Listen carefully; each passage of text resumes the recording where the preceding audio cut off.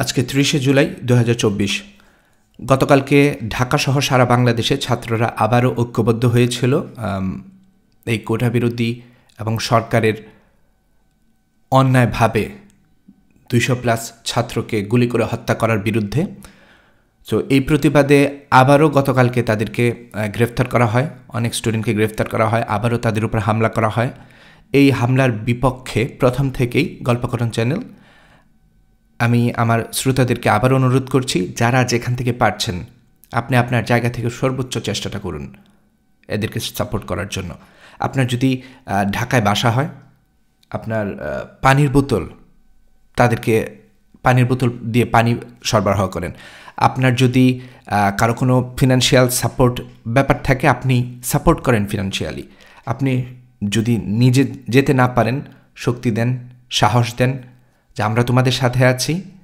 So at least তারা যেন কখনো এই ফিলিংসটা না হয় তাদের যে তারা একা আছে। আমরা আমাদের জায়গা থেকে সর্বোচ্চ চেষ্টাটা করব।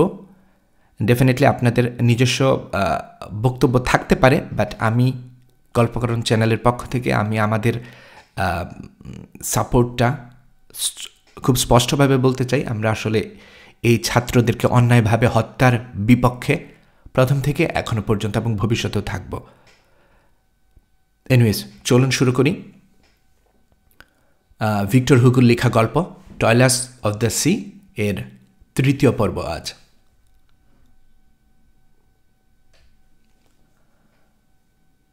অনেক বেলা করে ঘুম ভাঙল ওর। সাগর তখন বেশ শান্ত। সময় মতো গ্যারান্সিতে পৌঁছাতে হলে আরও আগে রওনা করা উচিত ছিল ওর। তা যখন হলো না, তখন আজ আর যাত্রা করবে না ঠিক করল গিলিয়াদ। তার চেয়ে বরং একটা দিন দেরিতে যাত্রা করাই বুদ্ধিমানের কাজ হবে। অসহ্য খিদে, নারী ভুঁড়ি সব হজম হয়ে যাবার মতো অবস্থা হয়েছে ওর। সারা দেহ কাঁপছে থরথর করে। ভয় হলো, এখনই কিছু খাবার জোগাড় করতে না পারলে ও বোধহয় মরেই যাবে। গায়ের জামাটা তখনও একটু একটু ভেজা ছিল, ওটা খুলে ফেলল গিলিয়াদ। পাজামাটা হাঁটু পর্যন্ত গুটিয়ে নিয়ে নিজের আরেক সর্বক্ষণের সঙ্গী লম্বা ফলার ধারালো ছুরিটা নিয়ে নেমে পড়ল নৌকা থেকে। খাওয়ার জন্য কিছু একটা জোগাড় করতেই হবে ওকে। নৌকাটা যেখানে বেঁধে রাখা হয়েছে তার কয়েক হাত দূরে পাহাড়ের গায়ে বেশ বড়সড় একটা গর্ত। গুহামুখের উপরে খিলানের মতো পাহাড়ের কার্নিশ, সামনের দিকে বেরিয়ে আছে অনেকখানি। বুক সমান পানি ওখানটায়। ঝড়ের সময় প্রচুর বড় বড় কাঁকড়া আশ্রয় নিয়েছিল গুহার ভেতরে। আগেই লক্ষ্য করেছে গিলিয়াদ, এখনও আছে ওগুলো। বের হতে সাহস পায়নি, আবার ঝড় আসতে পারে সেই ভয়ে। গিলানের নিচ দিয়ে ওকে ভেতরে ঢুকতে দেখেই মস্ত বড় একটা কাঁকড়া দেয়ালে আশ্রয় ছেড়ে পানিতে ঝাঁপিয়ে পড়ল। পাশ ফের অদ্ভুত ভঙ্গিতে খিচে দৌড় লাগালো গুহামুখের দিকে। ওটাই ছিল ওর প্রধান লক্ষ্য, কাজে পিছু ছাড়ল না। ওটাকে ধাওয়া করে ঢুকে পড়ল ভেতরে। গুহাটার আকার দেখে বেশ অবাক হল গিলিয়াদ। বাইরে থেকে কল্পনাই করা যায়নি এটা এত বড় হতে পারে। মস্ত বড় গুহা, একজন মানুষ অনায়াসে চলাচল করতে পারে ভেতরে। একটু দাঁড়ালো ও আবছা অন্ধকারে চোখ সইয়ে নেয়ার জন্যে। তারপর বড় কাঁকড়াটার খুঁজে এদিক ওদিক তাকাতে লাগল। এই সময় গুহা ও মাথার বেদির মতো উঁচু শুকনো খানিকটা জায়গা চোখে পড়ল। ভেতর থেকে সূর্যের আলো এসে পড়েছে ওখানটায়। ব্যাপারটা বোঝার জন্যে আরও কয়েক পা ভেতরে এগিয়ে দাঁড়ালো গিলিয়াদ। তখনও এক অবিশ্বাস্য কাণ্ড ঘটল। নরম সুরের মতো একটা ঠান্ডা হাত পেছনে থেকে আচমকা ওর ডান হাতটা পেঁচিয়ে ধরল শক্ত করে। বরফের মতো ঠান্ডা হাত। জনপ্রাণবিহীন নির্জন জায়গায় হঠাৎ এমন অচিন্তনীয় আক্রমণের মুহূর্তের জন্য ভ্যাবাচাকা খেয়ে গেল ও। পর মুহূর্তে ভয়ে জান উড়ে গেল। হাতটা ওকে প্রচণ্ডভাবে আকর্ষণ করছে বুঝতে পেরে। প্রচণ্ড শক্তিতে টানছে বরফের মতো ঠান্ডা হাতটা। সামলে নিয়ে এক পা গুহার দেয়ালে বাঁধিয়ে নিজেকে ছাড়াবার জন্য গায়ের জুড়ে টানা হ্যাচড়া শুরু করল গিলিয়াদ। কাজ হল না। অজ্ঞাত আক্রমণকারীর কঠিন মুঠি এক চুলো শিথিল হল না তাতে, বরং আরও এঁটে বসল। আরেকটা সুর এসে ওর নগ্ন প্যাট পেঁচিয়ে ধরল।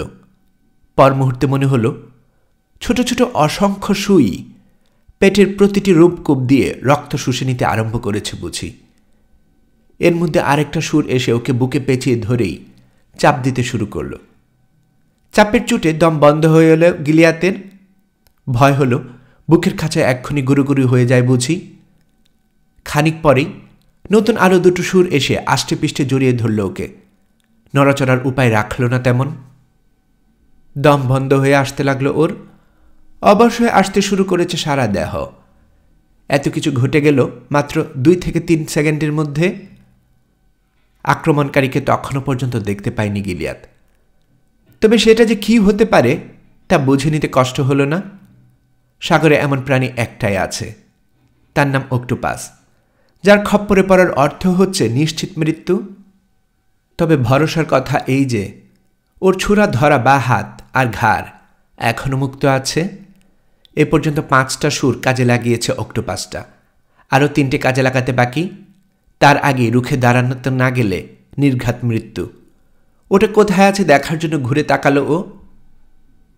গুহায় ঢুকতেই বাদিকে একটা ছোট গর্ত আছে। কাকড়ার দিকে নজর থাকায় আগে খেয়াল করেনি গিলিয়াত। সেটার মধ্যে বসে আছে অক্টোপাসটা, নাকালের মধ্যেই। ড্যাব ড্যাব করে তাকিয়ে আছে ওর দিকে। সে কি ভয়ঙ্কর চাউনি! দু চোখ জলজল করছে সাক্ষাৎ শয়তানটার। খুব সম্ভব শিকার ধরার আনন্দে। বিশাল ধর, এত বড় অক্টোপাস আগে কখনো দেখেনি গিলিয়াত। 5টা সুর স্থির ওটার, ওকে ধরে রেখেছে বলে টান টান হয়ে আছে। বাকি 3টা কিলবিল করছে শূন্যে। যে কোনো মুহূর্তে কাজে লেগে পড়বে ওগুলোও। পাকড়াও কর্ম সম্পন্ন হলে ধরটা ওর দিকে এগিয়ে নিয়ে আসবে ড্যাব ড্যাবে শয়তানটা। বুকের উপর জগলদর পাথরের মতো চেপে বসে একসঙ্গে 8টা সুর দিয়ে প্রচণ্ড চাপ সৃষ্টি করবে, যাতে দম বন্ধ হয়ে আসে গিলিয়াতের। তারপর মৃত্যু মাত্র কয়েক সেকেন্ডের ব্যাপার। লক্ষ্য স্থির করে নিয়ে বা হাতে ধরা ছোরাটা বিদ্যুৎ গতিতে শয়তান তার 2 চোখের মাঝখান দিয়ে চালিয়ে দিল গিলিয়াত। একেবারে মগজে ঢুকিয়ে দিল ওটার দীর্ঘ ফলা। সঙ্গে সঙ্গে প্রচণ্ড একটা ঝাঁক্ষি খেল অক্টোপাস। সুরের বাঁধনগুলো শিথিল হয়ে গেল দেখতে দেখতে। আরেকবার আঘাত করার জন্য ছুরি খসাতে হাত টান দিল গিলিয়াত, কিন্তু তার আর দরকার হলো না। টান খেয়ে গর্তের মুখের দিকে খানিকটা এগিয়ে এলো সাগর দানবটা। তারপর প্রাণহীন জড়পিণ্ডের মতো ধীর গতিতে পানিতে গড়িয়ে পড়ল। সুরগুলো কুকড়ে আছে যন্ত্রণায়। এই অবস্থায় ধোঁয়ার মতো রক্ত ছাড়তে ছাড়তে তলিয়ে গেল ওটা, অদৃশ্য হয়ে গেল। নিশ্চিত মৃত্যুর হাত থেকে বেঁচে গেছে বুঝতে পেরে কিছুক্ষণ বোকার মতো দাঁড়িয়ে থাকল গিলিয়াত। প্রচণ্ড উত্তেজনায় হাঁপাচ্ছে। সুর দিয়ে ওর হাত বুক সহ যেসব জায়গায় ধরেছিল অক্টোপাসটা, সেসব জায়গায় লাল হয়ে ফুলে উঠেছে, খুব জ্বালা করছে। সমুদ্রের লবণ পানি দিয়ে অনেকক্ষণ ধরে জায়গাগুলো ডলে ডলে ধুয়ে নিল ও। জ্বালা যন্ত্রণা কিছুটা কমে আসতে সামনে নজর দিল। সুড়ঙ্গের ভেতরে বেদির মতো যে শুকনো জায়গাটা দেখতে পেয়েছিল, পায়ে পায়ে এগিয়ে গেল সেদিকে। জায়গাটা বেশ উঁচুতে, তাকের মতো, বেশ খানিকটা লম্বা এবং শুকনো। দেখে মনে হলো মাত্রা ছাড়া জোয়ার না এলে এই পর্যন্ত পৌঁছায় না পানি। কাকড়াটাও নিশ্চয় ওখানে আছে ভেবে এগুলো গিলিয়াত। পাহাড়ের ফাঁক ফুকর দিয়ে আসা সূর্যের আলোয় মোটামুটি দেখা যাচ্ছে তাকটা। খানিকটা এগোতেই হঠাৎ ওটার উপরে অস্বাভাবিক কিছু একটা দেখতে পেয়ে থমকে গেল ও। গা ছমছম করে উঠল, চোখ কুঁচকে তাকালো। কি এটা? মনে হলো একজন মানুষ যেন শুয়ে আছে তাকটার উপরে। দুপাটি ধবধবে সাদা দাঁত বের করে বিকট হাসি হাসছে। একটু থেমে থেকে সাহসে ভর করে আবার এগোলো ও। এবার পরিষ্কার দেখতে পেল জিনিসটাকে। মানুষই বটে, তবে জীবিত নয়, মৃত, একটা নরকঙ্কাল। ওটার চারপাশে স্তূপ হয়ে আছে অজস্র মৃত কাকড়ার খোসা। নরকঙ্কালটাকে প্রায় ঢেকে রেখেছে ওগুলো। বিস্ময়মাত্রা ছাড়িয়ে গেল গিলিয়াতের। কিছু সময় হাঁ করে ওটার দিকে তাকিয়ে থাকল। এখানে নরকঙ্কাল আসে কি করে ভাবল ও। সময় নষ্ট না করে তাকটার দিকে এগিয়ে গেল। 2 হাতে কাকড়ার খোসা সরিয়ে কঙ্কালটাকে দেখল ভালো করে। কোনো এককালে এটা কোনো মানুষের ছিল। এই সত্যটা ছাড়া আর কিছু আবিষ্কার করতে পারল না ও। তবে কঙ্কালটার কোমরে চামড়ার চওড়া একটা বেল্ট দেখতে পেল। লোহার বাকলে জং ধরা ছাড়া অন্য কোনো ক্ষতি হয়নি বেল্টটার। টাকা পয়সা সহ ছোটখাটো জিনিসপত্র রাখার জন্য ওটার কয়েকটা খোপ আছে। তার মধ্যে একটা বেশ ফুলে ফুলে আছে। খুলল ও। ভেতর থেকে বের হলো একটা লোহার তৈরি মানিব্যাগ। একটা নাম খোদাই করা আছে ওটাই, ক্লুবিন। ওটাতেও মরচে ধরে গেছে, তবে স্প্রিংয়ের কল কবজা কাজ করছে ঠিক মতোই। ব্যাগটা খুলল গিলিয়াত। খুলে অবাক হয়ে গেল ভেতরে 15,000 ফ্রার 5টা নোট দেখতে পেয়ে। এখনো ভালো আছে টাকাগুলো, নষ্ট হয়নি। কয়েকটা স্বর্ণ মুদ্রাও পাওয়া গেল ব্যাগে। গুনে দেখল ও, মোট 21 গিনি। বেল্টটা কঙ্কালের কোমর থেকে খুলে নিয়ে গুহা থেকে বেরিয়ে এলো গিলিয়াত, চিন্তিত।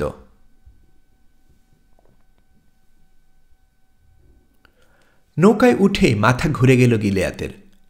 কখন কিভাবে ওটার তলা ফুটো হয়ে গেছে কে জানে।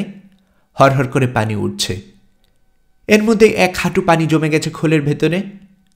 এখনই ফুটো বন্ধ করতে না পারলে সর্বনাশ হয়ে যাবে। গিলিয়াতের এতদিনের অমানসিক পরিশ্রম বরবাদ হয়ে যাবে। দিনের বাকি সময়টা ওই ফুটো বন্ধ করতে কেটে গেল ওর। তাও তেমন সন্তোষজনক হল না কাজটা।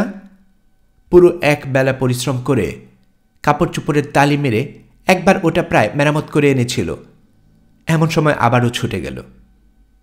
নতুন করে পানি উঠা শুরু হতে ফের একই বিরক্তিকর কাজে হাত লাগাতে হলো ওকে।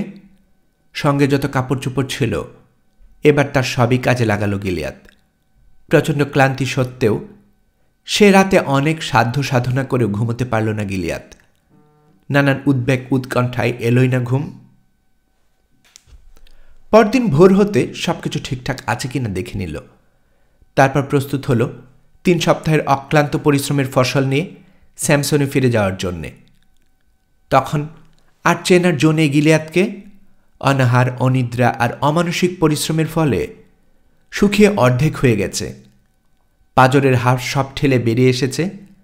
চোখ বসে গেছে কোটরে। তবে এত কিছুর পরও সাফল্যের আনন্দে ঝলমল করছে ওর চোখ মুখ। চোখের সামনে দেরুশেতের মোহনীয় মুখটা ভেসে উঠেছে একটু পরপর।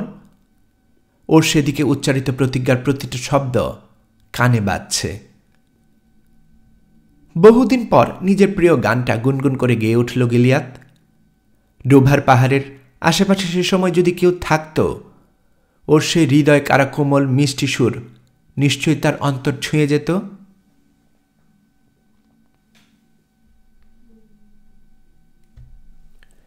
স্যামসনে বেশ সাড়া পড়ে গেছে, কারণ সেন্ট পিটার গির্জায় কড্রে নামে যে নতুন রেভারেন্ট এসেছে কিছুদিন আগে, সে নাকি হঠাৎ করে অনেক টাকা পয়সার মালিক হয়ে গেছে বলে শোনা যাচ্ছে। লন্ডনে তার এক মামা ছিল, মস্ত বড় লোক। কড্রে ছাড়া আপনজন বলতে কেউই ছিল না তার। সেই মামা মারা গেছে এবং তার একমাত্র উত্তরাধিকারী হিসেবে সে এখন তার যাবতীয় টাকা পয়সা, জমিজমা ইত্যাদির একমাত্র মালিক। আজই কড্রের মামার মৃত্যুর খবর এসেছে স্যামসনে। লন্ডন থেকে আসা কাশ্মীর নামের এক জাহাজে এই খবর এসেছে। সেই সাথে কড্রেকে অনতিবিলম্বে লন্ডনে যাওয়ার অনুরোধও করা হয়েছে।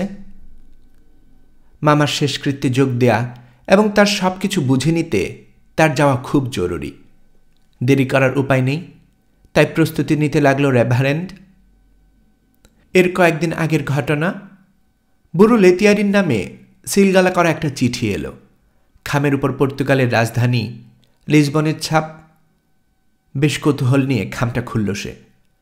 বেশি বড় নয় চিঠিটা। ডেডলাইন লেখা রয়েছে 10 মার্চ। চিঠিটার বক্তব্য এরকম: মসিয়ে লেতিয়ারি, এত বছর পর আমার চিঠি পেয়ে আপনি নিশ্চয়ই খুব অবাক হবেন। বিশেষ একটা খবর আপনাকে জানানো জরুরি ছিল বলে চিঠি না লিখে উপায় ছিল না। এই মুহূর্তে তামলিপা নামের এক জাহাজে লিসবনের পথে রয়েছে আমি। গ্যারাঞ্জির একজন নাবিক আছে, সে দেশে ফিরে আপনাকে একদিন আমার এই চিঠি পৌঁছে দেবে। সেই ভরসায় লিখতে বসেছি। কথাটা হলো, আমি আপনার সমস্ত টাকা ফেরত দিয়েছি। কয়েক বছর আগে বিশেষ পরিস্থিতিতে পড়ে আপনার 50,000 ফ্রাঁ আমি ধার হিসেবে নিয়েছিলাম। মাসখানেক আগে সেন্ট মেলো বন্দরে আপনার বিশ্বস্ত কর্মচারী ক্লুবিনের সাথে দেখা হয় আমার। তখন সেই 50,000 এবং তার সুদ হিসেবে আরও 25,000, মোট 75,000 ফ্রাঁ তার হাতে তুলে দিয়েছি আমি। 15,000 ফ্রাঁর 5টা নোটে আপনার প্রতিনিধি হিসেবে টাকাটা বুঝে নিয়েছি ক্লুবিন। কাজে আমি এখন দায়মুক্ত। খবরটা আপনার জানা দরকার বলে এই চিঠি লিখলাম। আর একটা কথা, টাকাটা নেয়ার ব্যাপারে ক্লুবিনকে অতিরিক্ত উৎসাহী মনে হয়েছে আমার। সে সময় তার হাতে গুলি ভরা পিস্তলও ছিল, তাই টাকা প্রাপ্তির রসিদ চাইতে সাহস হয়নি আমার। আপনার বিশ্বস্ত রাতাক।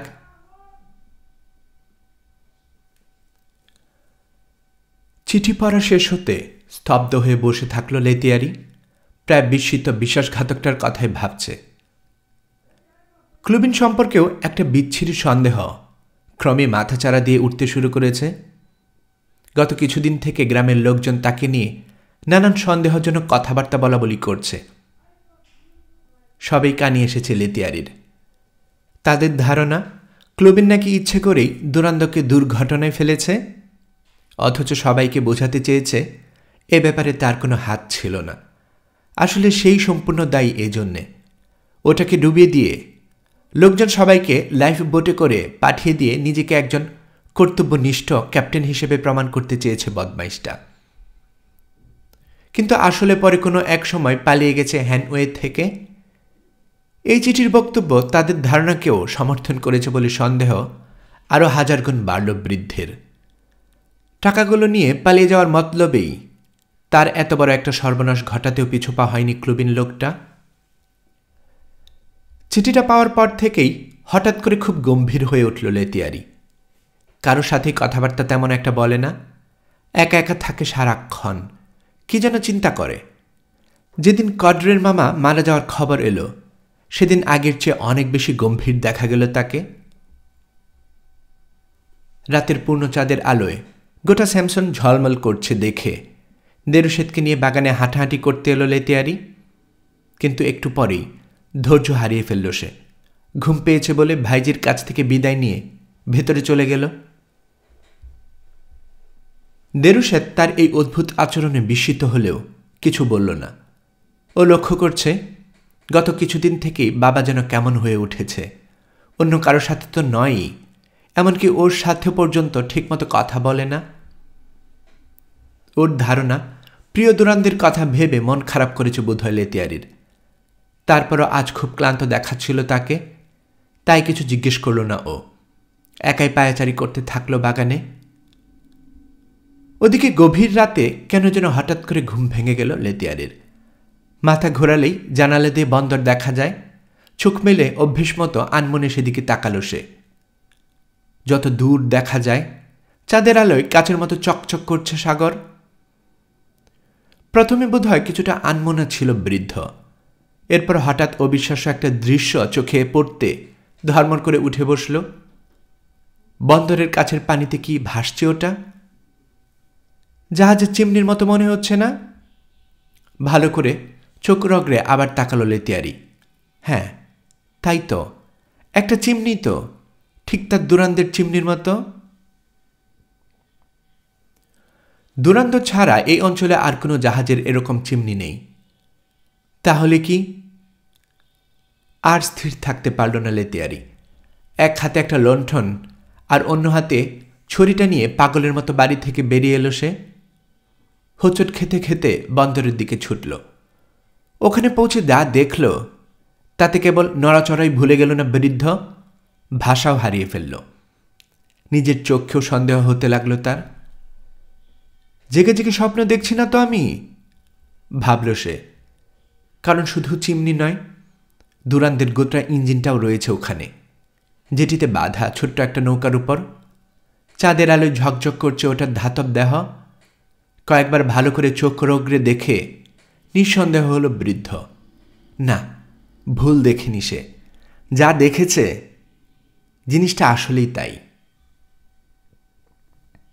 এবার নৌকাটাকে দেখল সে, বুঝল এরকম নৌকা একটাই আছে গ্যারান্সিতে। এবং আর সবার মতো ওটার মালিকও তার খুব চেনা। এদিক ওদিক তাকিয়ে গিলিয়াতকে খুঁজল সে, কিন্তু কোথাও নেই সে। বন্দর, জেটি সব খাঁ করছে। ওকে খোঁজার ধৈর্য হারিয়ে ফেল বৃদ্ধ। বাতের ব্যথা ভুলে বাচ্চা ছেলের মতো লাফাতে লাফাতে নৌকায় গিয়ে উঠল হাতের লণ্ঠন নাচাতে নাচাতে। মহাব্যস্ত হয়ে ইঞ্জিন পরীক্ষা করতে লাগল। আনন্দে উত্তেজনায় সারা দেহ কাঁপছে থরথর করে, ফোঁপাচ্ছে। ঠিকই আছে ইঞ্জিনটা। পরীক্ষা শেষ করে চেপে রাখা নিঃশ্বাস ছেড়ে বাঁচল লেতিয়ারি। কোনো ক্ষতি হয়নি। প্রতিটা স্ক্রু পর্যন্ত আগের মতোই আছে। তাহলে আর চিন্তা কি? বাচ্চা ছেলের মতো হেসে উঠল লেতিয়ারি। ইঞ্জিনের যখন কিছুই হয়নি, তাহলে আর ভয় কিসের? শুধু একটা খোল তৈরি করে নিলেই তো আর নতুন আর একটা জাহাজ হয়ে গেল। আবার নতুন করে জাহাজ ব্যবসা শুরু করতে পারবে সে, আবার আগের মতো। ঘুমে বিভোর বন্দর কাঁপিয়ে পাগলের মতো হাহা করে হেসে উঠল লেতিয়ারি। নিস্তব্ধ রাত চমকে উঠল সে শব্দে। দীর্ঘ সময় ধরে বাতাসে ভেসে বেড়ালো তার অট্ট হাসি। তারপর ক্রমান্বয়ে দূর থেকে বহু দূরে মিলিয়ে গেল। কে কোথায় আছো? চিৎকার করে উঠল সে। ছুটে গিয়ে জেটির ঘণ্টির শেকল ধরে টানতে শুরু করল। বিকট ঢং ঢং ঢং ঢং শব্দে আবার কেঁপে উঠল স্যামসন। থামার নাম নেই লেতিয়ারির। ঘণ্টি বাজিয়ে চলেছে এক নাগারে। তার ইচ্ছে ঘুম ভেঙে যাক গ্রামের সবার, বন্দরে ছুটে আসুক তারা। এসে দেখুক লেতিয়ারির মাথা খারাপ হয়ে গেছে, খুশিতে পাগল হয়ে গেছে সে।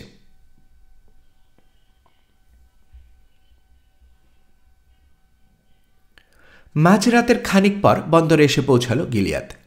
গোটা গ্রাম চাঁদের আলো মেখে হাসছে তখন। চারদিক নীরব, নিঝুম।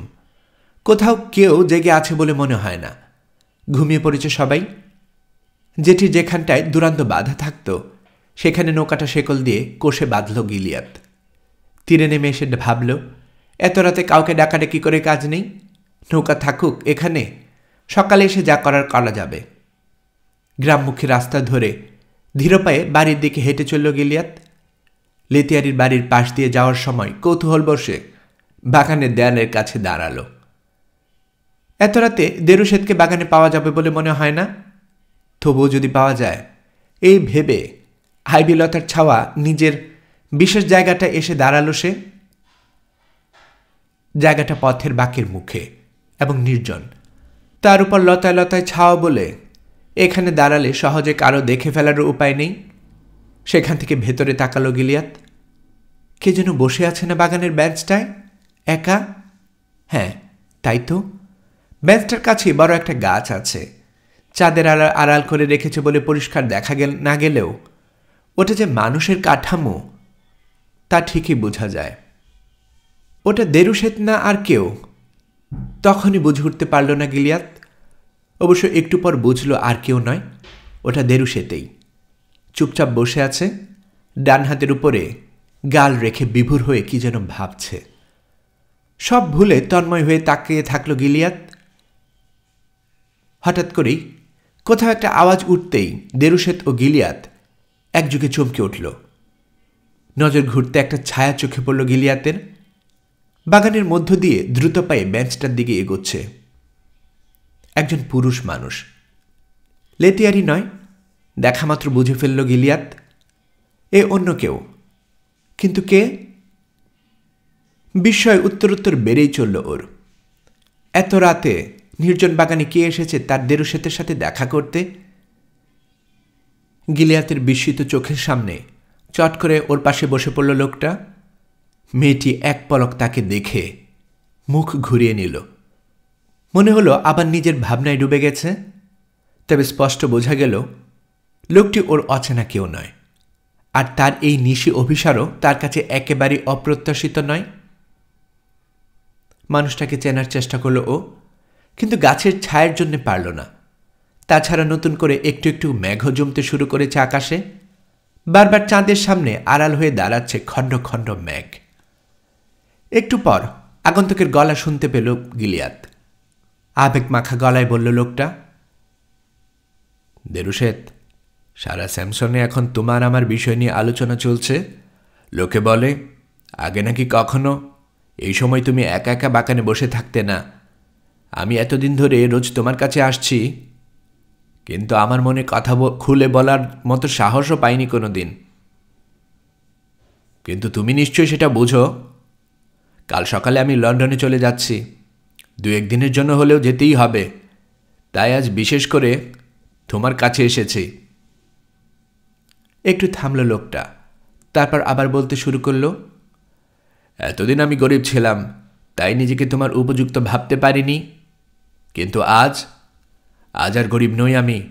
মামা মারা যাওয়ায় তার একমাত্র উত্তরাধিকারী হিসেবে অনেক টাকা পয়সার মালিক হয়ে গেছি।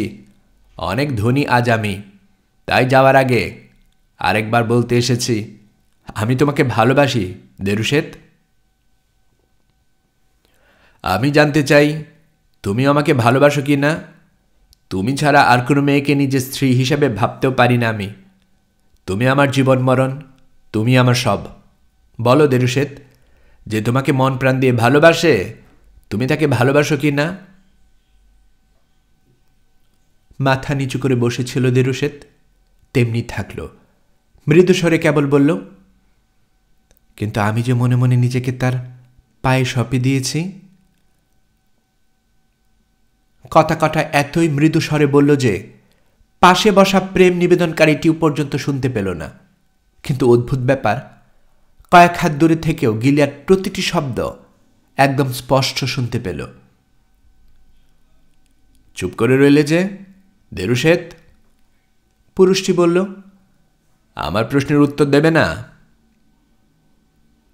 কি উত্তর দেব বলো? তেমনি মৃদু গলায় বলল ও। আমি তোমার পরিষ্কার জবাব চাই দেরুশেত। ঈশ্বর শুনেছেন আমার উত্তর। দেরুশেত বলল, আমাকে আর জিজ্ঞেস করো না। একটু পর মেঘ সরে যেতে বাগানের রাস্তার উপর দুটো ছায়া পরস্পরকে আলিঙ্গন করে দাঁড়িয়ে আছে দেখে স্তম্ভিত হয়ে গেল গিলিয়াদ। বোকার মতো অনেকক্ষণ তাকিয়ে থাকল সেদিকে। তারপর একটা গভীর দীর্ঘ নিঃশ্বাস ছেড়ে উঠে দাঁড়ালো। মাথা ঘুরছে ওর, পা টলছে, কষ্ট হচ্ছে দাঁড়িয়ে থাকতে। এমন সময় দূর থেকে লেতিয়ারকে চিৎকার করে উঠতে শুনল ও। কে কোথায় আছো? পরক্ষণে ঢং ঢং ঢং ঢং করে জেটির ঘণ্টি বাজতে শুরু করল। সেদিক থেকে চোখ ফিরিয়ে আবার কিছু সময় বাগানের দিকে ফেলফেল করে চেয়ে থাকল গিলিয়াদ। তারপর রিক্ত পরাজিতের মতো মাথা নিচু করে পায়ে পায়ে বন্দরের দিকে ফিরে চলল। একটু পর ঘণ্টা বাজানো থামিয়ে জেটি থেকে নেমে এলো লেতিয়ারি। সামনে তাকিয়ে দেখল কে যেন তার দিকে আসছে। একটু কাছে আসতে চিনল তাকে বৃদ্ধ। ওটা গিলিয়াদ। ছড়ি লণ্ঠন ফেলে পাগলের মতো ছুটে গেল লেতিয়ারি। ওকে দু হাতে বুকে জাপটে ধরল। অন্তরের সমস্ত কৃতজ্ঞতা উজাড় করে অনেক কিছুই বলতে চাইল বৃদ্ধ, কিন্তু প্রচণ্ড আবেগে গলা বুঝে গেল। কিছুই বলা হলো না। গিলিয়াতের মুখের দিকে চেয়ে থাকলো কেবল। একটু পর হুঁশ হতে টানতে টানতে ওকে বাড়ির দিকে নিয়ে চলল। বৈঠকখানায় ওকে জোর করে সোফায় বসিয়ে নিজে বসল একটা চেয়ারে। এতক্ষণে যেন ভাষা খুঁজে পেল বৃদ্ধ। কান্না ভেজা আবেগ মাখা কণ্ঠ বলতে লাগল, গিলিয়াদ, গিলিয়াদ, জানো বাবা, আমার মন বলতো এই কাজ যদি কাউকে দিয়ে কোনোদিন সম্ভব হয় তাহলে কেবল তোমাকে দিয়েই হবে, আর কাউকে দিয়ে হবে না বাবা। তুমি ডোভার চলে যাবার পর সবাই বলা বলি করত, গিলিয়াদ একটা ছন্ন ছাড়া ভবঘুরে, কাজ নেই কাম নেই, সারাদিন বাঁশি বাজিয়ে আর টোটো করে ঘুরে বেড়ায়। ওই ছোকরা যাবে দুরান্দের ইঞ্জিন উদ্ধার করতে, তাহলে আর চিন্তা ছিল কি? কিন্তু আমি জানতাম বাবা, আমি জানতাম। আমার মন বলতো তুমিই পারবে, কিন্তু তারপরও মাঝে মধ্যে বিশ্বাস হতে চাইতো না। ওই ছোট নৌকাটা নিয়ে যেদিন তুমি ডোভার যাবে বলে চলে গেলে, আর সবার মতো আমারও বিশ্বাস করতে মন চাইছিল না তুমি সত্যিই সেখানে যাচ্ছ। লোকে বলতো লক্ষ্মীছাড়া ভবঘুরে ডোবার গেছে, দেখগে আর কোথাও হাওয়া খেতে গিয়েছে। কথায় পেয়েছে যেন বৃদ্ধকে, এক নাগারে বলেই চলল সে। তারপর 1 মাসের মতো হয়ে গেল, তোমার খবর পাইনি। তাই আমিও আশা ভরসা ছেড়েই দিয়েছিলাম বাবা। প্রচণ্ড আবেগে গলা বুঝে এলো তার। একটু পর সামলে নিয়ে আবার শুরু করল। গিলিয়াত, গিলিয়াত, সত্যি তুমি ডুবারে গিয়েছিলে বাবা? এত বড় দুঃসাধ্য কাজ একা কিভাবে সম্ভব করলে তুমি?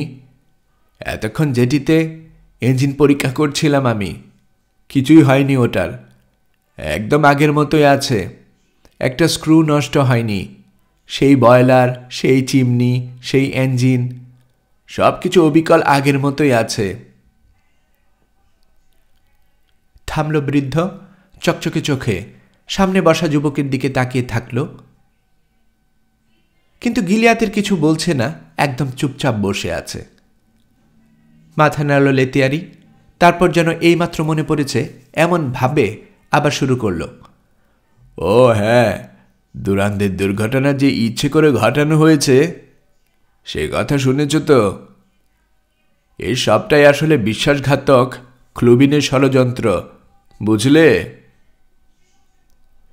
যাত্রা শুরু করার আগের রাতে ক্লুবিন কায়দা করে এক নাবিককে মদ খাইয়ে পুরো মাতাল করে নিয়েছিল, জানো? পরদিন তাকেই জাহাজের হাল ধরার দায়িত্ব দেয় ও। যাকগে, সে অনেক কথা, পরে সব বলবো তোমাকে। সশব্দে দীর্ঘশ্বাস ছাড়ল বৃদ্ধ। যাক, ইঞ্জিনটাই যখন ফিরে পেলাম আর ভয় কি?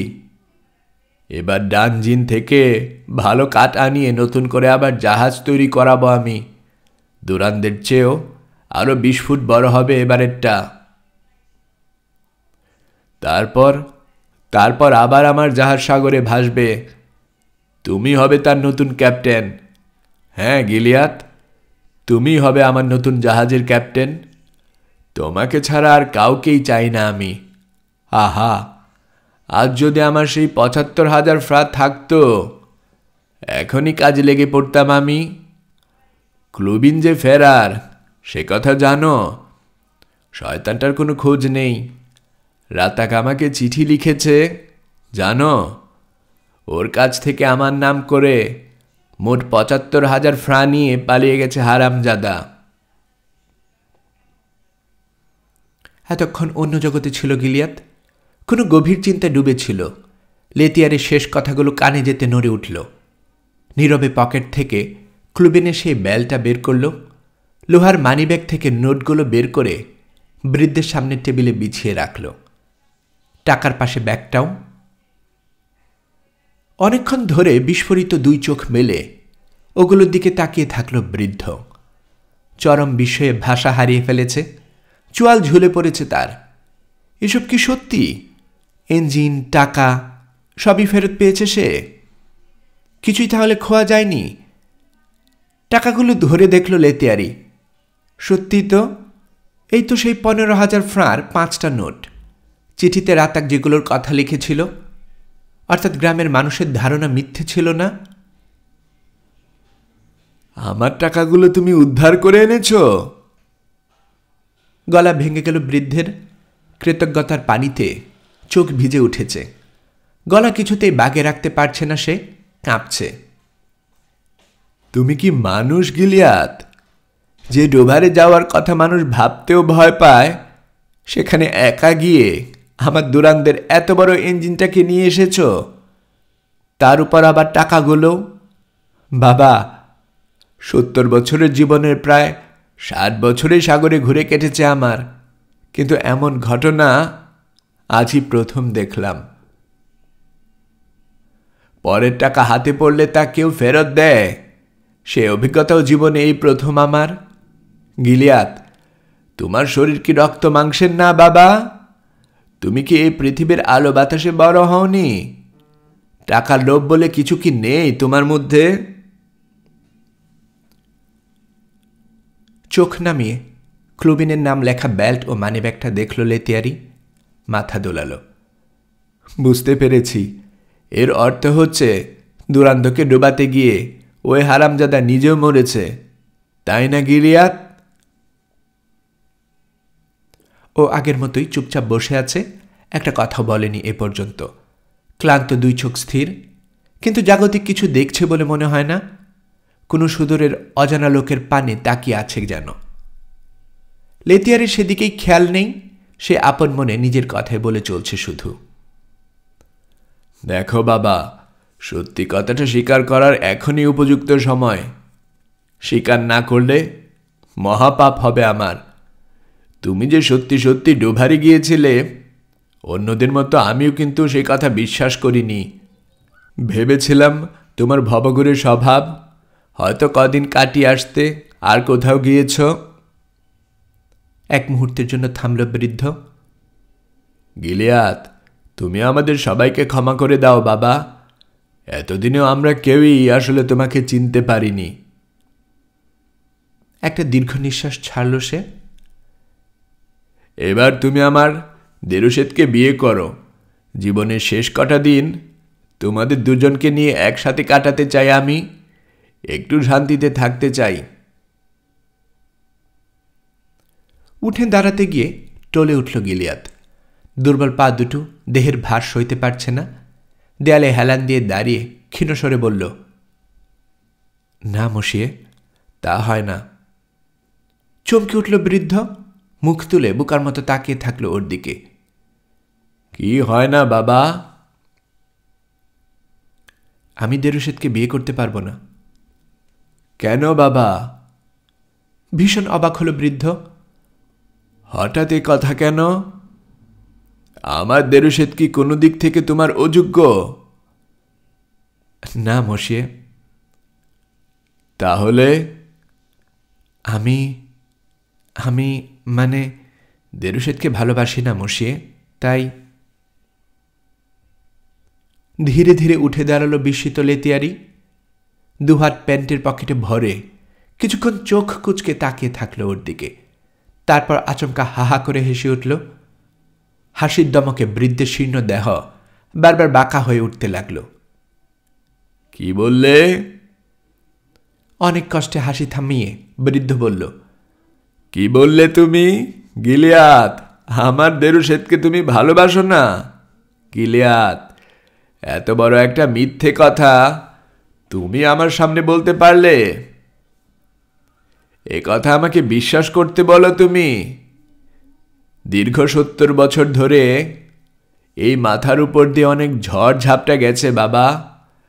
জীবনে হাজারো ঘটনা দেখেছে এই দুই বুড়ো চোখ। তুমি এই চোখকে আজ ফাঁকি দিতে চাইছ? গভীর রাতে বহুদিন তোমার বাড়ির দিক থেকে বাঁশির করুণ সুর ভেসে আসতে শুনেছি আমি। কাকে শোনাবার জন্য তুমি ওভাবে বাঁশি বাজাতে আমি বুঝি না। কাকে আপন করে পেতে মৃত্যু নিশ্চিত জেনেও তুমি ডুভারের মতো ভয়ঙ্কর বিপজ্জনক জায়গায় গিয়েছিলে? পুরো একটা মাস ঝড় তুফান আর খিদে তেষ্টায় অসহনীয় কষ্ট স্বীকার করে ইঞ্জিনটা নিয়ে এলে। আমি তা বুঝি না ভেবেছ? এত কষ্ট করেছ তুমি কেবল এই বুড়ুকে খুশি করার জন্যে? আর কারো জন্যে নয়। স্বর্গের দেবতারা সবাই নেমে এলেও যে কাজ করতে পারত না, সেই অসম্ভব কাজ তুমি একা সম্ভব করেছ শুধু আমার দিকে চেয়ে। মাথা নাড়ল বৃদ্ধ। দেরুশেদকে ভালোবাসো না এমন ডাহা মিথ্যে কথাটা কি করে বললে তুমি?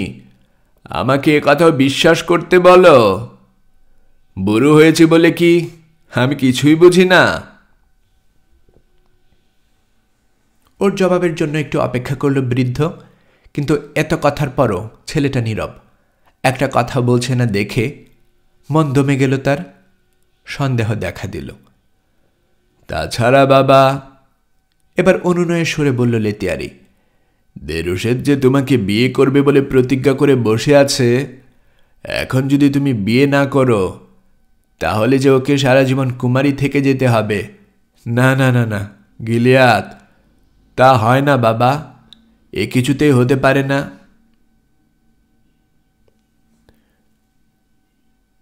তুমি দেরুশেদকে অবশ্যই বিয়ে করবে। তুমি আমার নতুন দুরানদের ক্যাপ্টেন হবে। আমরা তিনজন মিলে আবার নতুন করে আমাদের সংসার গড়ে তুলব। তুমি এখন না বললে তো চলবে না বাবা। না, এ ব্যাপারে তোমার কোনো আপত্তি শুনতে চাই না আমি। দাঁড়াও না, সকাল হলেই গির্জার ফাদারকে চিঠি দিচ্ছি আমি, যাতে সকালেই উনি তোমাদের বিয়ের ব্যবস্থা করেন। না, আর দেরি করা যায় না।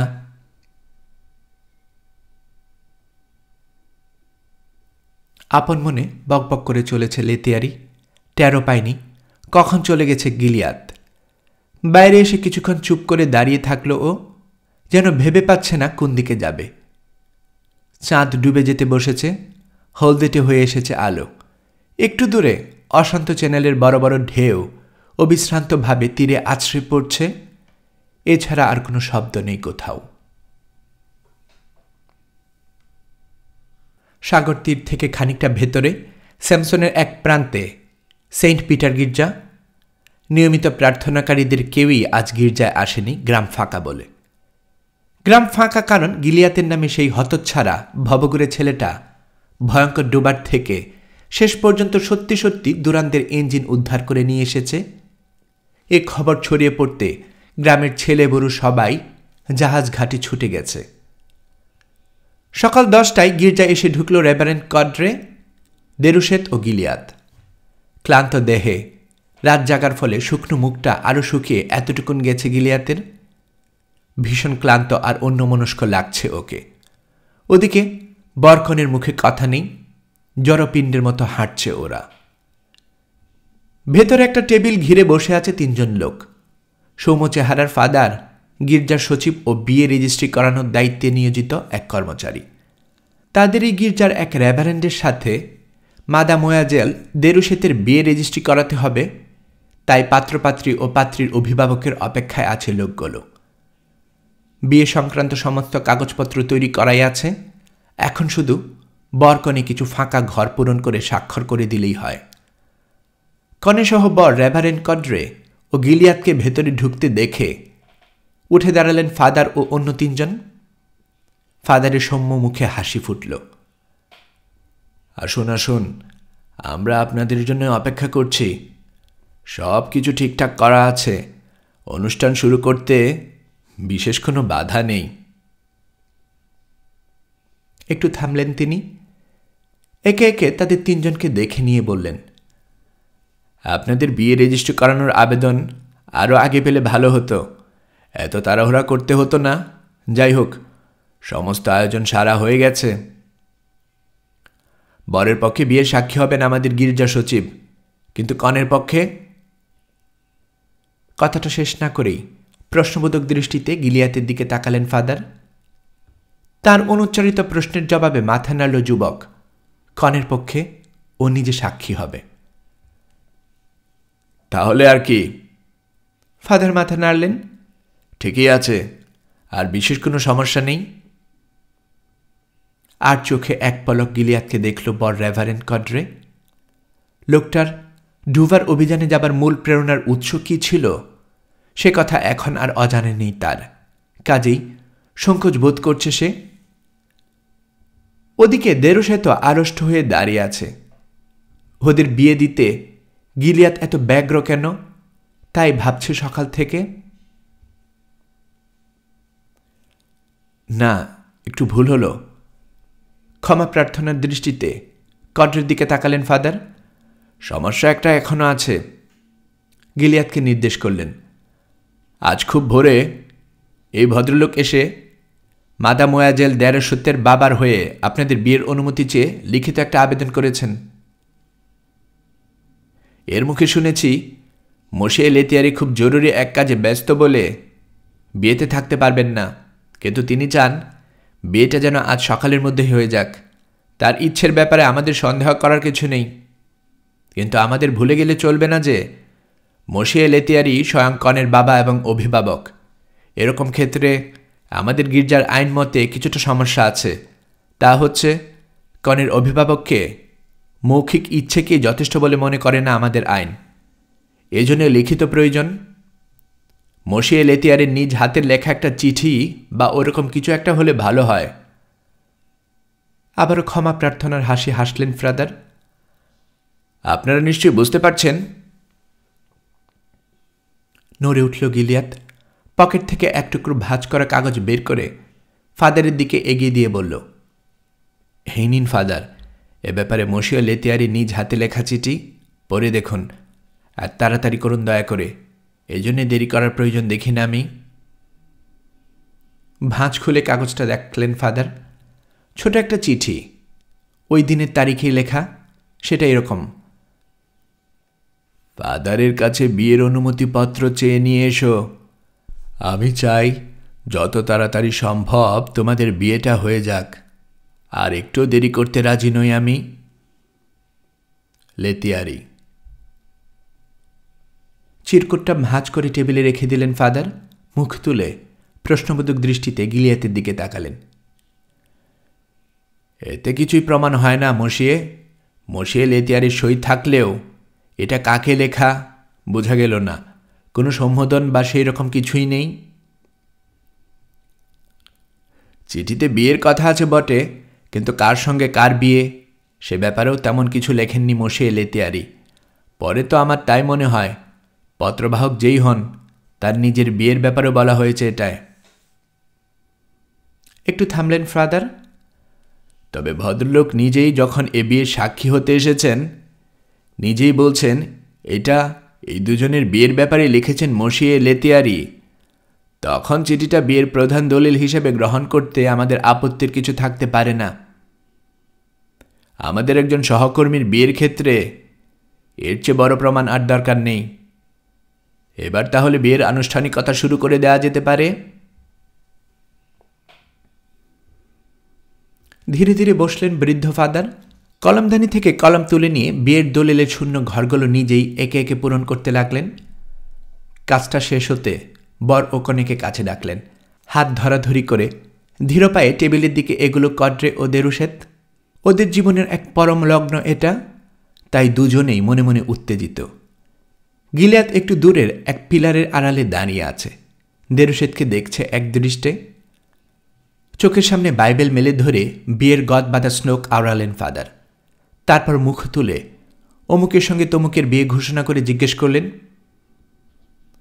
এই দুজনের বিয়েতে কারো কোনো আপত্তি বা বাধা আছে বলে জানা আছে আপনাদের কারো? কেউ জবাব দিল না দেখে সন্তুষ্ট হলেন ফাদার। কনে সম্প্রদান কে করবেন? গিলিয়াত আড়াল থেকে বেরিয়ে এলো। আমি ফাদার। অদ্ভুত এক নীরবতা নেমে এলো গির্জার হলরুমে। আপনজনকে একান্ত করে পাওয়ার আনন্দের মাঝেও একটি অস্বস্তিকর অনুভূতি অনবরত খুঁচিয়ে চলছে কড্রে ও দেরুশেতকে। কেউই গিলিয়াতের দিকে চোখ তুলে তাকাতে পারছে না। বিয়ের আংটি কোথায়? ফাদারের প্রশ্নে নীরবতা ভঙ্গ হল। লজ্জায় পড়ে গেল কড্রে। অসহায়ের মতো এদিক ওদিক তাকাতে লাগল। হুড়ুহুড়িতে কনের জন্য আংটির ব্যবস্থা করা হয়ে ওঠেনি। কথাটা মনেই ছিল না। গিলিয়াত উদ্ধার করল তাকে। ও নিজের হাতের একমাত্র আংটিটি খুলে নীরবে তার হাতে তুলে দিল। চরম বিব্রত চেহারায় ওটা নিল কড্রে। কোনো মতে দেরুশেতের কম্পিত বা হাতের অনামিকায় পরিয়ে দিয়ে ফাদারের সাথে গলা মিলিয়ে ওকে আমৃত্যু সহধর্মিণী হিসেবে গ্রহণ করার ঘোষণা উচ্চারণ করল।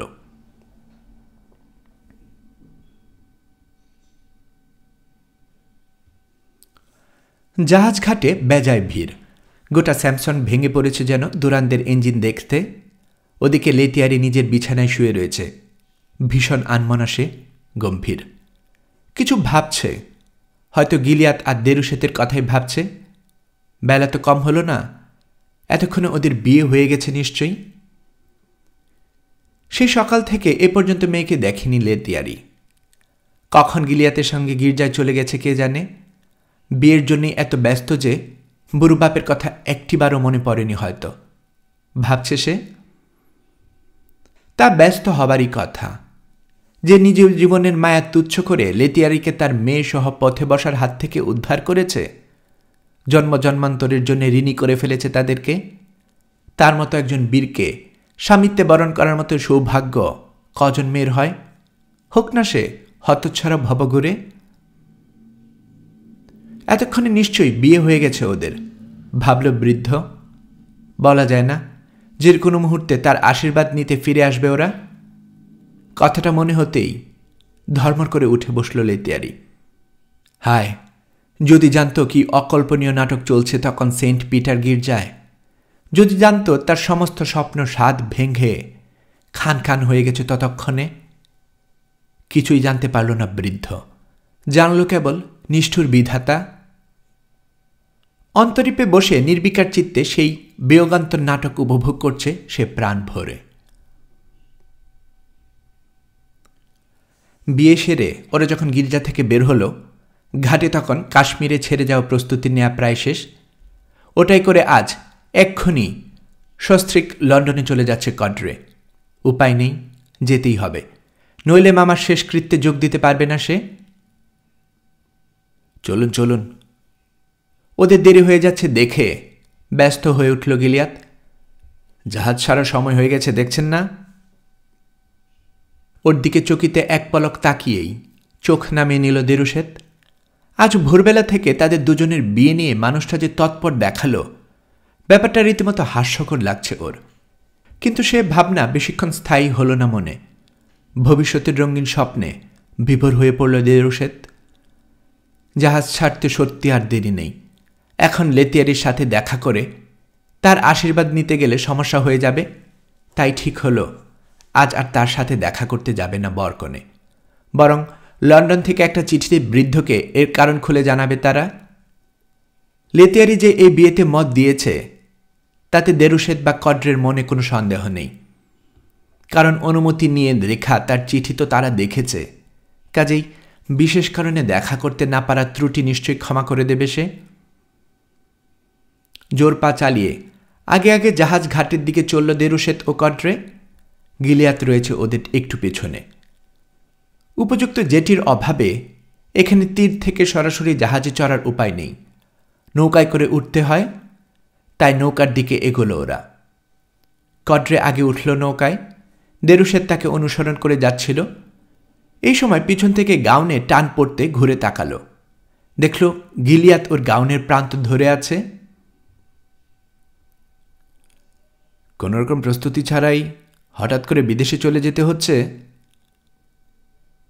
চোখাচোখি হতে অপ্রস্তুতির মতো হাসল যুবক। জামা কাপড় কিছুই তো নিয়ে যেতে পারলে না, কিন্তু এইসব ছাড়া চলবে কি করে?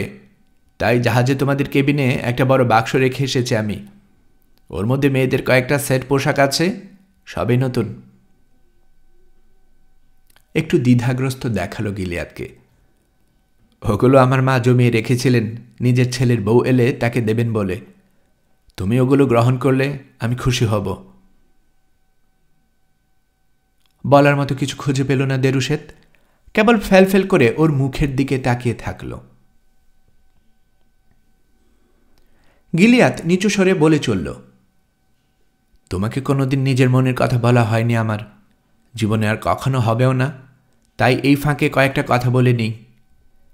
যেদিন দুরান্দে ডুবে যাবার খবর আসে সেদিন আরও অনেকের সাথে তুমিও ছিলে তোমাদের বৈঠকখানায়। তখন সাময়িক উত্তেজনার বসেই বোধ হয় সেখানে একটা প্রতিজ্ঞা করে বসেছিলে তুমি। এখন বুঝতে পারছি একটা কথার কথা ছিল সেটা। মোশে লেতিয়ারিও ঈশ্বরের নামে শপথ করে একই ধরনের কথা বলেছিল সেই সময়ে। কথাটা তোমার মনে নেই বুঝতে পারছি, তা ভুলে যাওয়ারই কথা। এরকম প্রতিজ্ঞা তো আমরা কতই করে থাকি, সব কি আর মনে রাখা যায়? না রাখলেই তা পালন করা সম্ভব হয়। আর মোশে লেতিয়ারির তো তখন দুরান্দ হারিয়ে পথে বসার দশা, মাথা ঠিক ছিল না, কি বলতে কি বলেছিল। সে কবেকার কথা, কে অত সব মনে করে বসে থাকে বলো? একটু থামল যুবক, মুখে বিষণ্ণ হাসি, হাত তুলে দূরের বড়সড় একটা জটলা দেখালো দেরুশেতকে। ওই যে ওখানে ভিড় করে আছে মানুষ, কেন বলতে পারো? স্যামসনের সবাই দুরান্দের ইঞ্জিন দেখতে এসেছে। অনেক বলে কয়েও যখন ওটাকে উদ্ধার করে আনতে কাউকে ডোভারে পাঠানো যাচ্ছিল না, নগদ টাকার কথা বলেও না, তখন আমি এক কথায় যেতে রাজি হয়েছিলাম। কোন কথার উপর? আজ আর তার কোনো মূল্য নেই। আর সে অনেক বছর আগে এক বড়দিনের কথা। স্যামসনের রাস্তা বরফের তলায় চাপা পড়েছিল সেদিন। তুমি গির্জা থেকে ফেরার সময় পথের উপর কি যেন লিখে গিয়েছিলে। কাছে গিয়ে দেখি সেটা আমারই নাম। শ্রাক করল গিলিয়াত। কি জানি, সেদিন তো বেশ কুয়াশা ছিল, হয়তো এর মধ্যে ভুলেই দেখেছি। যাকগে, আর কথা বাড়িয়ে লাভ নেই, জাহাজ ছাড়ার সময় হয়ে গেছে। তোমাদের যাত্রা আজ ভালোই হবে মনে হচ্ছে। কেমন পুবালা বাতাস বইছে দেখছ। যাও তাহলে, বিদায়। একটা দীর্ঘশ্বাস ছেড়ে একটু পিছিয়ে এসে দাঁড়ালো গিলিয়াত। 15 মিনিটের মধ্যে জাহাজে উঠে পড়ল দেরুশেত ও কড্রে। একটু পর ঘণ্টি বাজল কাশ্মীর। ঘর ঘর শব্দে নোঙর তোলা হলো। ঘাট ছেড়ে পিছিয়ে গেল। অনেকখানি জায়গা নিয়ে ঘুরতে শুরু করল ওটা। ঘাড় কাত করে সেদিকে একভাবে তাকিয়ে থাকল যুবক। বুকের ভেতর কেমন ফাঁকা ফাঁকা লাগছে। জীবনে এই প্রথমবার মনে হল ঈশ্বর সৃষ্টি এত বড় পৃথিবীতে সে সত্যি বড় একা, ভীষণ একা। জীবনটা যেন কেমন তার আদি অন্তহীন নিরস ধুধু মরুভূমির মতো। বসন্তের বাতাস বইল না সেখানে, ফুল ফুটি ফুটি করেও ফুটল না, পাখি ডাকল না। বেখেয়ালে এক চিলতে রাস্তা ধরে হাঁটতে হাঁটতে মহিষ পাহাড়ে এসে উঠল গিলিয়াত। প্রবাল বাতাস পেয়ে সাগরের পানি যে হু হু করে বাড়ছে সেদিকে মনে হল খেয়ালই নেই। অন্যমনস্ক দৃষ্টিতে চারদিকে তাকিয়ে বেশ কিছু সময় ধরে কি যেন ভাবল ও। মনে হলো গুরুত্বপূর্ণ কোনো সিদ্ধান্ত নিচ্ছে। কিসের তা সেই জানে। নিজের বাড়িটা এক পলক দেখে নিল ও। তারপর লেতিয়ারির বাড়ির দিকে তাকালো। গোটা স্যামসনের উপর দিয়ে ঘুরিয়ে আনল বিষাদ মাখা অলস দৃষ্টি। তারপর আরেকবার দীর্ঘ নিঃশ্বাস ছেড়ে সিংহাসনের উপর বসে পড়ল পা ঝুলিয়ে। জোয়ার শুরু হয়ে গেছে আরও আগেই। পুবাল বাতাসে তাড়নায় ওর চারদিকে গ্রানিটের দেয়ালে ছলাৎ ছলাৎ শব্দে আছড়ে পড়ছে ইংলিশ চ্যানেল। কিন্তু গিলিয়াত নির্বিকার, যেন এ জগতে নেই। পানির শব্দ ছাপিয়ে দূর থেকে কাঠ কাটার শব্দ আসছে। লেতিয়ারি বোধ হয় ও নৌকা থেকে ইঞ্জিনটা নামানোর জন্য লোক লাগিয়েছে। পশ্চিম দিকে তাকালো গিলিয়াত। এইমাত্র ঘোরা শেষ করেছে কাশ্মীর। মহিষ পাহাড়ের কাছ ঘেঁষে মন্থর গতিতে গভীর সাগরের দিকে চলতে শুরু করে দিয়েছে। ডেকে বসা দেরুশেত ও কড্রের দিকে শূন্য দৃষ্টিতে তাকিয়ে থাকল গিলিয়াত। ওরা দুজনও তীরের দিকে তাকিয়ে আছে একভাবে, কথা নেই কারো মুখে। হঠাৎ মহিষ পাহাড়ের উপর চোখ পড়তে বিস্মিত হল দেরুশেত। ব্যস্ত কণ্ঠে বলে উঠল, দেখো দেখো, ওই পাহাড়ের চূড়োয় কে যেন বসে আছে। সাগরে তো জোয়ার এসে গেছে, তারপরে বসে আছে লোকটা। হুঁশ নেই নাকি? জবাবে কড্রে কি বলল জানা হল না। কয়েক মিনিটের মধ্যে গিলিয়াতের পা ছুঁয়ে ফেলল পানি। তারপর দেখতে দেখতে হাঁটু পর্যন্ত উঠে এলো। ও শুধু একবার নিচের দিকে তাকালো। পানি কতখানি উঠেছে দেখে নিয়ে আগের মতো অপলক সতৃষ্ণ দৃষ্টিতে দ্রুত বিলীয়মান জাহাজটার দিকে তাকিয়ে থাকল। অন্য কোনো দিকে খেয়ালই নেই। অনুকূল বাতাস পেয়ে ভালোই গতি লাভ করেছে কাশ্মীর। ক্রমে দূরে সরে যাচ্ছে। এরই মধ্যে প্রায় দিগন্তে পৌঁছে গেছে। তবুও গিলিয়াতের সেদিক থেকে নজর ফেরানোর কোনো লক্ষণ নেই। চেয়ে আছে তো আছেই। 1 ঘন্টা কেটে গেছে এর মধ্যে। পানি ওর কোমর পর্যন্ত উঠে এসেছে। তবু হুঁশ ফিরছে না। যেন দু চোখ মেলে পৃথিবীর শেষ সীমা অবধি জাহাজটাকে অনুসরণ করতে না পারলে ফিরবেও না। আরও 1 ঘন্টা কাটল। আবছা ধোঁয়াটে দূর দিগন্তে কাশ্মীরকে দেখতে লাগছে ছোট একটা ম্যাচ বাক্সের মতো। ক্রমে আরও ছোট হয়ে আসছে। সূর্যের শেষ বিকালের নিস্তেজ রশ্মি চ্যানেলের বুকে অদ্ভুত মায়াবী এক রঙের মেলা বসিয়েছে। গিলিয়াতের চারদিকে লোনা পানি খলখল ছলছল শব্দে প্রাণ খুলে হাসছে। জাহাজঘাটের কোলাহল, জোয়ারের পানি ভয়াবহ শব্দের কাছে হার মেনে গেছে অনেক আগেই। ও বসে আছে ধ্যানমগ্নের মতো, গলা পর্যন্ত উঠে এসেছে পানি, কোনো মতে মাথাটা জেগে আছে কেবল। তবু গিলিয়াত মহিষ পাহাড়ের মতো অবিচল, অনর। মাথার উপর গাংচিল ও অন্যান্য সামুদ্রিক পাখি ঝাঁক বেঁধে উড়ে বেড়াচ্ছে, ডানা ঝাপটে আর অভিমান চিৎকার করে বৃথায় বোকা লোকটাকে সতর্ক করার চেষ্টা করছে ওরা। কোনো কাজ হচ্ছে না। কাশ্মীর ততক্ষণে অনেক অনেক দূরে চলে গেছে। অল্প অল্প দেখা যাচ্ছে ওটাকে, একটা বিন্দুর মতো। গিলিয়াতের দু চোখ এখনও একভাবে অনুসরণ করছে জাহাজটাকে। পৃথিবীর কোনো কিছুর সাথেই তার সেই বিষাদ মাখা করুণ দৃষ্টির তুলনা চলে না। সেখানে ফুটে আছে সব হারানোর কঠিন মর্মবেদনার ছাপ। দীর্ঘদিন ধরে মনের রাজ্যে একটু একটু করে গড়ে তোলা কল্পনার রঙিন বাসর আচমকা ঝড় এসে ভেঙে গুড়িয়ে দিল, এমনই বোধহয় হয়।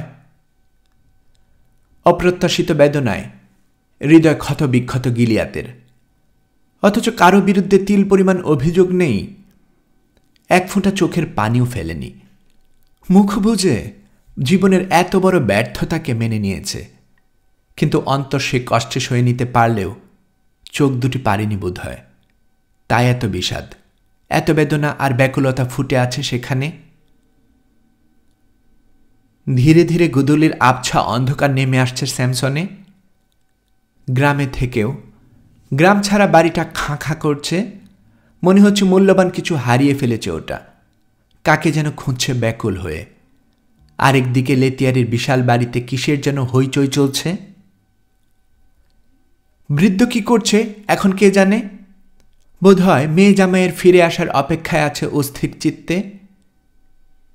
ধরনী থেকে গোধূলির সামান্য আলোটুকু মিলিয়ে গেছে এখন, কুয়াশায় পুরোপুরি ঝাপসা হয়ে গেছে দিগন্ত, তাই কাশ্মীরকেও আর দেখা যাচ্ছে না।